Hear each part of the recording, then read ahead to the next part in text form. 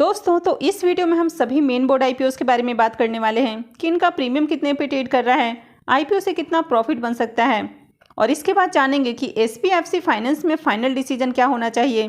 तो चलिए वीडियो को शुरू करते हैं। लेकिन अगर आपने चैनल को अब तक सब्सक्राइब नहीं किया है तो चैनल को सब्सक्राइब कर लें और वीडियो को भी लाइक कर दें।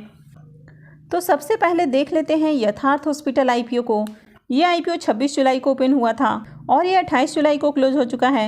आईपीओ में बुकिंग प्राइस 300 रुपये रखा गया था और लॉट साइज 50 शेयर्स का है। इस आईपीओ का अलॉटमेंट हो चुका है और लिस्टिंग 7 अगस्त यानी कि मंडे को होने वाली है। यथार्थ हॉस्पिटल आईपीओ के बारे में बात करें तो इसका प्रीमियम कल से ही हमें 75 रुपये के ऊपर दिखने को मिल रहा है और आईपीओ में बुकिंग प्राइस 300 रुपये है। तो इसका मतलब है कि आईपीओ की लिस्टिंग 375 रुपये के अराउंड हो सकती है। आईपीओ में लॉट साइज 50 शेयर्स का है और अभी इसका प्रीमियम 75 पे ट्रेड कर रहा है। तो इसका मतलब है कि इस आईपीओ से 3,750 रुपये एक लॉट के ऊपर प्रॉफिट बन सकता है।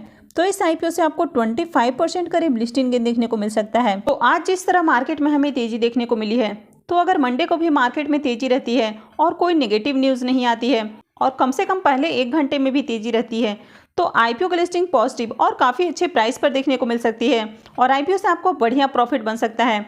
लेकिन वहीं अगर कोई नेगेटिव न्यूज़ आती है या थोड़ी सी हमें गिरावट देखने को मिलती है तो फिर आईपीओ से आपको ज़्यादा प्रॉफिट नहीं मिलेगा। तो इसके ऊपर मैं अलग से एक वीडियो लेकर आऊँगी जिसमें हम इसके बारे में बात करेंगे कि लिस्टिंग वाले दिन क्या स्ट्रैटेजी होनी चाहिए। तो चलिए अब देख लेते हैं नेक्स्ट आईपीओ को। नेक्स्ट मेन बोर्ड आईपीओ है एसपीएफसी फाइनेंस आईपीओ। ये आईपीओ 3 अगस्त को ओपन हुआ है और ये 7 अगस्त यानी कि मंडे को क्लोज होने वाला है। फेस वैल्यू 10 रुपये पर शेयर है और बुकिंग प्राइस 57 रुपीज़ है। लॉट साइज 260 शेयर्स का है। आईपीओ का इशू साइज 1025 करोड़ का है। यहाँ पर 600 करोड़ रुपए के फ्रेश इशू हैं और रेस्ट 425 करोड़ रुपए का ऑफर फॉर सेल है। तो एसपीएफसी फाइनेंस आईपीओ की बात करें तो ये एक एनबीएफसी कंपनी है। तो इसका फोकस छोटे छोटे लोन पर होता है, यानी कि इसका जो लिमिट होता है वो 50 करोड़ तक का हमें देखने को मिल रहा है और ये कंपनी बहुत ही सिक्योर लोन देती है। अगर कंपनी के फ्यूचर की बात करें तो कंपनी का फ्यूचर हमें अच्छा देखने को मिल रहा है, क्योंकि आजकल लोगों में सब चीज़ ईएमआई पे लेने का बहुत ज़्यादा ट्रेडिशन देखने को मिल रहा है। अब अगर किसी को किसी भी चीज़ की ज़रूरत होती है, उनके पास अगर पैसे नहीं भी हैं तो भी वे ईएमआई पे लोन ले लेते हैं और उसके थ्रू जो भी उनको चाहिए वो ले लेते हैं। तो यहाँ पर ईएमआई पर किसी भी सामान को लेना, गाड़ी हो, घर हो, चाहे कुछ भी हो, लोग बहुत ज़्यादा प्रेफर कर रहे हैं। तो अगर इस तरह के बिजनेस की बात करें तो इसकी डिमांड हमें काफ़ी अच्छी देखने को मिल रही है और इनमें फ्यूचर भी ब्राइट देखने को मिल रहा है। तो ओवरऑल कंपनी के बिजनेस की बात करें तो कंपनी का बिजनेस हमें अच्छा देखने को मिल रहा है। अगर इसके फाइनेंशियल की बात करें तो इसका फाइनेंशियल भी बहुत अट्रैक्टिव है। एसेट की बात करें तो इसके एसेट में कंटिन्यू हमें ग्रोथ देखने को मिल रही है। रेवेन्यू की बात करें तो साल दर साल इसके रेवेन्यू भी बढ़ते हुए देखने को मिल रहे हैं। कंपनी के प्रॉफिट की बात करें तो कंपनी साल दर साल काफ़ी बढ़िया प्रॉफिट बना रही है। इसके नेटवर्थ में भी इजाफा देखने को मिल रहा है। तो कंपनी का ओवरऑल फाइनेंशियल है वो काफ़ी अच्छा देखने को मिल रहा है। अब यहाँ पर आप कंपनी के डेट की बात करें तो यहाँ पर जो बैंकिंग सेक्टर की कंपनियाँ होती हैं या एनबीएफसी कंपनियाँ होती हैं तो इनके लोन वगैरह को नहीं देखना होता है, क्योंकि इनका जो काम है वो लोन लेने और देने का काम होता है, तो इसलिए इनके डेट को नहीं देखना है। ओवरऑल कंपनी के फाइनेंशियल की बात करें तो कंपनी के फाइनेंशियल हमें बहुत ही अट्रैक्टिव देखने को मिल रहे हैं। आईपीओ के डे टू सब्सक्रिप्शन की बात करें तो दूसरे दिन आईपीओ अब तक करीब 7.5 गुना सब्सक्राइब हो चुका है। अगर इस आईपीओ में QI20 पोर्शन की बात करें तो QI20 पोर्शन में आईपीओ को 7.09 टाइम सब्सक्राइब किया गया है। तो QI20 की ओर से भी काफ़ी बढ़िया हमें सब्सक्रिप्शन देखने को मिल रहा है। अगर HNIs की बात करें तो HNIs ने भी इस आईपीओ को 13.67 टाइम सब्सक्राइब किया है।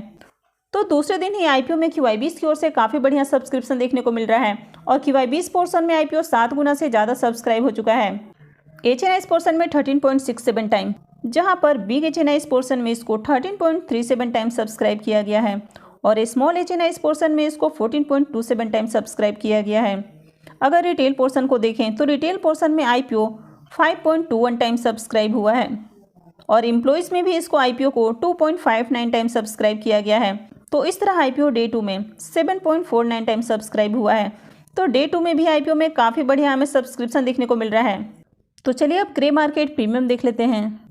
एसपीएफसी फाइनेंस के ग्रे मार्केट प्रीमियम देखें तो इसका प्रीमियम अभी 40 रुपये पे ट्रेड कर रहा है। तो इसके प्रीमियम भी हमें काफ़ी अच्छे प्राइस के ऊपर देखने को मिल रहे हैं। आईपीओ में लॉट साइज 260 शेयर्स का है और अभी इसका प्रीमियम 40 रुपये पे ट्रेड कर रहा है। तो इसका मतलब है कि इस आईपीओ से 10,400 रुपये एक लॉट के ऊपर प्रॉफिट बन सकता है। तो इस आईपीओ से आपको 70% करीब लिस्टिंग गेन मिल सकता है। तो इसका प्रीमियम काफ़ी अच्छे प्राइस पे ट्रेड कर रहा है।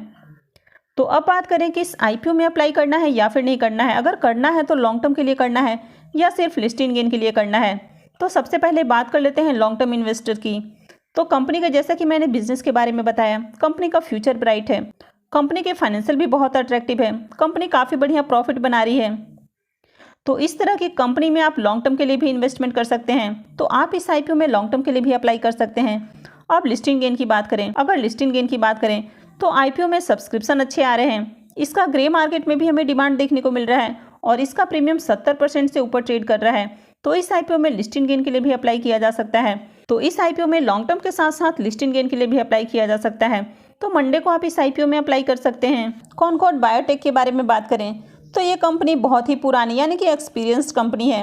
ये R&D ड्रिवन बायोफार्मा कंपनी है जो कि मेडिसिन वगैरह बनाती है और ये कंपनी API बनाती है, वो भी फर्मेंटेशन बेस्ड API बनाती है। तो इनके बिजनेस की बात करें तो ये एक नीश पे फोकस कर रही है, यानी कि ये कुछ चुनिंदा मेडिसिन बनाती है। जैसे कि इसका जो फोकस है वो ऑन्कोलॉजी मेडिसिन पर है, नेफ्रोलॉजी मेडिसिन पर है। इसके अलावा ये इम्यूनोप्रेसेंट्स भी बनाती है। तो यहाँ पर अगर इनके बिजनेस की बात करें तो ये एक नीश पे फोकस करके जो अपना बिजनेस उसको चला रही है। तो आने वाले समय में इसकी हमें डिमांड देखने को मिल सकती है, क्योंकि जैसे जैसे लोगों का जीवन शैली आजकल खराब होता जा रहा है, लोगों में बीमारियां बहुत ज़्यादा बढ़ रही हैं।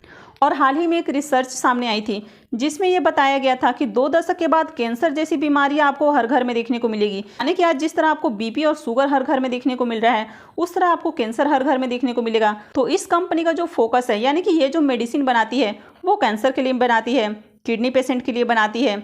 इसके अलावा जो ऑर्गन ट्रांसप्लांट में यूज होते हैं तो उस तरह की मेडिसिन बनाती है। इसके बिजनेस का भी जो फ्यूचर है वो भी हमें अच्छा देखने को मिल रहा है। तो मार्केट में वैसे तो काफ़ी सारी फार्मा कंपनियां हैं, लेकिन इनका जो मेन फोकस है वो बाकी कंपनियों से थोड़ा सा हमें हटके देखने को मिल रहा है। तो ये कुछ चुनिंदा कंपनियों में से है जो कि इस तरह के बिजनेस पे फोकस कर रही है। अगर इसके फाइनेंशियल की भी बात करें तो इस कंपनी का भी फाइनेंशियल हमें अच्छा देखने को मिल रहा है। इसके एसेट में हमें ग्रोथ देखने को मिल रही है। रेवेन्यू की बात करें तो रेवेन्यू में भी अच्छी ग्रोथ हमें देखने को मिल रही है। कंपनी के प्रॉफिट की बात करें तो फाइनेंशियल 21 में इसका जो प्रॉफिट है वो थोड़ा सा हमें कम देखने को मिल रहा था। ओवरऑल कंपनी देखें तो अच्छा प्रॉफिट बना रही है। अगर नेटवर्थ की बात करें तो इसके नेटवर्थ भी हमें बढ़ते हुए देखने को मिल रहे हैं। और अगर कंपनी के डेट को देखें तो कंटिन्यू कंपनी अपने जो डेट है उसको रिड्यूस कर रही है। तो ये भी काफ़ी हमें पॉजिटिव साइन देखने को मिलता है कि कंपनी का जो डेट है वो कंटिन्यू हमें कम होते हुए देखने को मिल रहा है। कंपनी अपने डेट को रिड्यूस कर रही है। अब आईपीओ के डिटेल्स देखें तो ये आईपीओ 4 अगस्त यानी कि आज ओपन हो चुका है और ये 8 अगस्त यानी कि मंगलवार को क्लोज होने वाला है। फेस वैल्यू 1 रुपये पर शेयर है और बुकिंग प्राइस 741 रुपये है। लॉट साइज 20 शेयर्स का है। आईपीओ का इशू साइज 1551 करोड़ का है, यानी कि काफ़ी बड़ा आईपीओ है ये। और ये पूरा का पूरा आईपीओ ऑफर फॉर सेल है। तो यहाँ पर अगर कंपनी बहुत अच्छी है, कंपनी से अच्छा पैसा बन रहा है, तो अगर कंपनी के प्रमोटर्स अपनी हिस्सेदारी बेच रहे हैं तो ये हमें एक निगेटिव पॉइंट यहाँ पर देखने को मिल रहा है। तो यहाँ पर एक हमें निगेटिव साइन देखने को मिलता है कि कंपनी अगर अच्छी है, कंपनी अच्छे प्रॉफिट बना रही है, तो कंपनी के प्रमोटर्स अपनी होल्डिंग क्यों सेल कर रहे हैं। तो ये किसी भी कंपनी के लिए एक निगेटिव साइन हो जाता है। और ये पूरा का पूरा IPO offer for sale IPO है। और आईपीओ के साइज भी देखें तो आईपीओ का साइज भी काफ़ी बड़ा है। आईपीओ के डे 1 सब्सक्रिप्शन देखें तो आईपीओ डे 1 में 0.59 टाइम सब्सक्राइब हुआ है। QIBs पोर्शन में आईपीओ को 0.01 टाइम सब्सक्राइब किया गया है।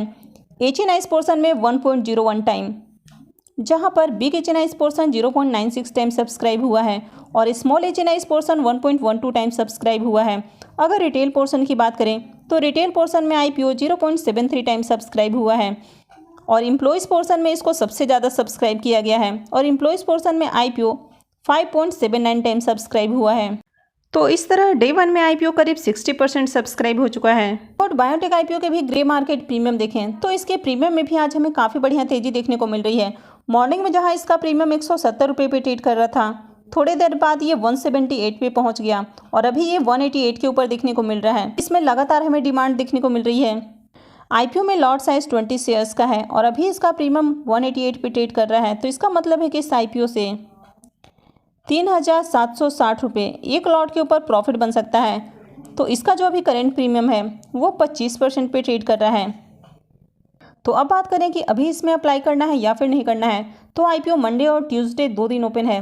तो आपको इसमें मंडे को अप्लाई नहीं करना है। अगर मंडे को भी आईपीओ में अच्छे सब्सक्रिप्शन आते हैं और इसके प्रीमियम थोड़े से और अच्छे प्राइस के ऊपर हमें देखने को मिलते हैं, यानी कि इसके प्रीमियम में थोड़ी सी और तेज़ी देखने को मिलती है, तो फिर इस आईपीओ में अप्लाई करना है। काफ़ी बार ग्रे मार्केट प्रीमियम में भी हमें मैनिपुलेशन देखने को मिलता है। कंपनी के प्रमोटर, कंपनी के जो शेयर होल्डर्स हैं, वे खुद ही अपने एम्प्लॉयज़ के जरिए मार्केट में बाइंग करवाते हैं और डिमांड क्रिएट करवाते हैं, और जब उसके प्रीमियम अच्छे प्राइस पे ट्रेड करने लगते हैं तो उस आईपीओ में अच्छे सब्सक्रिप्शन आते हैं। और ग्रे मार्केट में मैनिपुलेशन को आइडेंटिफाई करना इतना आसान नहीं है, तो इसके कारण काफ़ी सारे लोग फंस जाते हैं। और ग्रे मार्केट रेगुलेटेड भी नहीं है, तो इसकी वजह से मैनिपुलेशन बहुत आसानी से किया जाता है। और आईपीओ के लिस्टिंग से कंपनी के प्रमोटर्स अच्छा पैसा बनाकर निकल जाते हैं। और यहाँ पर अगर इस आईपीओ की बात करें तो ये आईपीओ पूरा का पूरा ऑफर फॉर सेल है। और कंपनी के प्रमोटर्स की हिस्सेदारी देखें तो कंपनी के प्रमोटर्स की हिस्सेदारी 44% है, जो कि ऑलरेडी आपको कम देखने को मिल रही है। तो यहाँ पर दो नेगेटिव साइन हमें देखने को मिलता है। एक तो कंपनी की प्रमोटर्स की हिस्सेदारी हमें कम देखने को मिल रही है। इसके अलावा ये जो आईपीओ है ये पूरा का पूरा आईपीओ ऑफर फॉर सेल है, जबकि आईपीओ का साइज काफ़ी बड़ा है। तो इसलिए आपको कभी भी डे 1 और डे 2 में आईपीओ में अप्लाई नहीं करना चाहिए। आपको पहले आईपीओ को ऑब्जर्व करना है कि आईपीओ में किस तरह की डिमांड है। अगर आईपीओ में अच्छी डिमांड देखने को मिलती है और उसके प्रीमियम अगर ग्रे मार्केट में अच्छे प्राइस के ऊपर हमें स्टेबल देखने को मिलते हैं, तो फिर आईपीओ में अप्लाई किया जा सकता है। तो इस आईपीओ में भी आपको मंगलवार को अप्लाई करना है, और मंगलवार को भी तब अप्लाई करना है जब इसमें थोड़ी सी और आपको डिमांड देखने को मिले, इसके प्रीमियम थोड़े से और अच्छे प्राइस पे हमें देखने को मिलते हैं। तो मैं आपको आगे भी अपडेट कर दूंगी कि आपको इस आईपीओ में अप्लाई करना है या फिर नहीं करना है। तो इसके लिए आप चैनल से जुड़े रहें और चैनल को सब्सक्राइब करके रखें।